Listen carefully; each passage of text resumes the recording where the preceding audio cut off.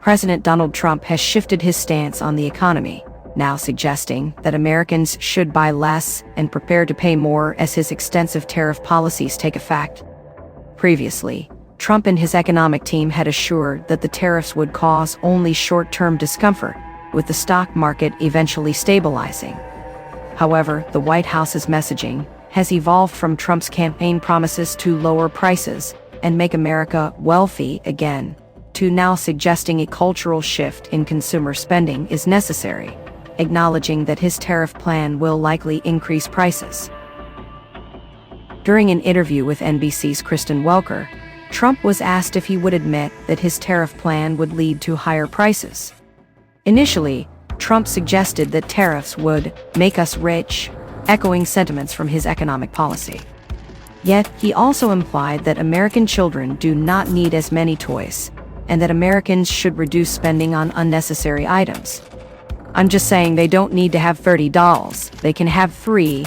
They don't need to have 250 pencils, they can have 5, Trump stated, recognizing that the prices of such items could rise. This marks a stark contrast with candidate Trump, who criticized inflation under former President Joseph Biden and promised to lower costs if elected. In a recent ABC News interview, Trump claimed that his economic policy aligns with what voters wanted. In recent weeks, Trump has acknowledged a little disturbance in the economy following the rollout of his tariff plan.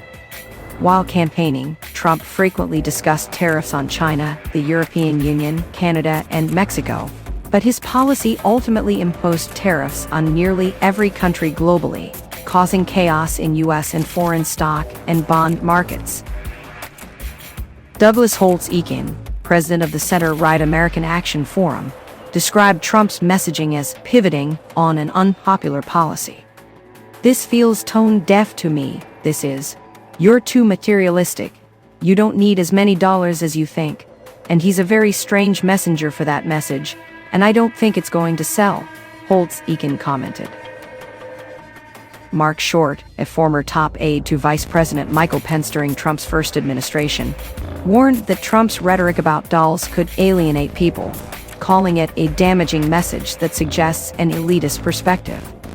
High tariffs on China and other key trading partners will most impact Americans who rely on less expensive goods, argued Daniel Hornung, National Economic Council Deputy Director in the Biden administration. "Saying low and middle-income people should just buy less or buy more expensive stuff misses an important point," Hornung said. "We have large swaths of the country that don't make enough money to afford to buy expensive things. And it's very important to them whether or not something costs 5% or 10% or 20% or 100% more." Trump imposed a 90-day pause on reciprocal tariffs, those exceeding the benchmark 10% rate imposed on all countries, amid increasing pressure from Wall Street and fellow Republicans. A 10% tariff remains on all countries, alongside a massive 145% tariff on China, the world's second-largest economy. Markets continue to face turbulence as the future of tariffs and trade relationships remains unclear, despite the White House insisting some deals are close to fruition. Using tariffs as a negotiation tool while asking Americans to get used to buying less presents conflicting ideas, argued Catherine N. Edwards, a labor economist and policy consultant. They're in complete conflict with each other because if it's just a negotiating ploy, you don't try to bring domestic production home at all. You're just trying to get a better price for your consumers here, she explained. If it's actually about domestic production, negotiation's off the table because I don't care what you offer me. This is about jobs at home. Adding to economic anxieties are some Wall Street projections indicating a potential recession on the horizon. When Welker asked Trump if he was okay with the prospect of a recession in the short term, he replied, "Look, yeah, everything's okay, what we are. I said this is a transition period." Trump's allies in Congress support the president. Senator Ron Johnson dismissed the possibility of a recession, stating that, "You have to act boldly regarding the tariff agenda." Edwards noted that the possibility of a U.S. recession could prevent companies from opening manufacturing plants in the country, countering one of Trump's intentions. "What would prevent a business right now from saying, 'Hey, if there's a tariff, I'm going to start manufacturing something at home. Well, they can't do it because if there's a recession, it's not an easy time to start a high-scale manufacturing business, especially if orders are down, stores are closing, and consumption is down, she said. Public support for these policies is waning. Nearly 6 in 10 U.S. adults believe Trump's policies are worsening the economy, according to a CNN poll published last week.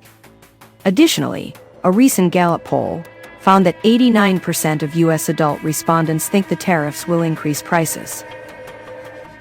One indicator of whether Trump's message on the economy is successful will be how Republican lawmakers handle it in their 2026 re-election bids, Holtz-Eakin noted. I don't know that he ever loses his base, but the fundamental question is, when does he lose the Republicans in Congress who need to run for re-election?